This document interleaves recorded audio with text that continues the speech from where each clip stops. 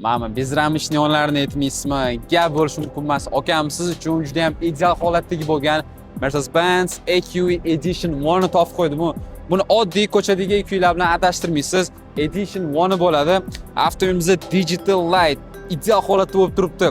Kuzovini rangini aytmaysizmi? Takoy Narda Grey полностью broneplyonka bilan qoplangan. Avtomobilimizda 2022-yilda ishlab chiqarilgan va shu kungacha 36 000 km masofani bosib o'tgan. Просто потрясающий gap bo'lishi mumkin emas.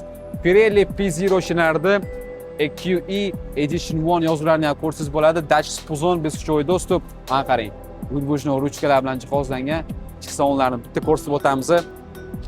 Mana men salonni rangini aytmaysizmi? Просто mazza qilib miya dam oladi o'tirishingiz bilan qarang. Takoy oqqa темный синий цвет bilan kombinatsiya qilib qo'yishgan multimedial rol. Bu yoni o'zida cruise control, sistema удержания polasi hammasi bor. HDR display deysizmi? Abduf обогрев памяти degan.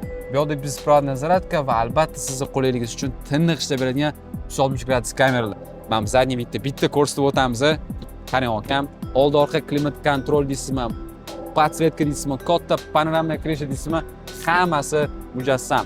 Aytgancha avtomobilimizning orqa balonlari ham полностью buriladi. Mana zadniy video aytmaysizlarmi? Qaranglar, faralarni takoy chiroyli yonib beryapti-yu. Mana spoilerlarni aytmaysizmi?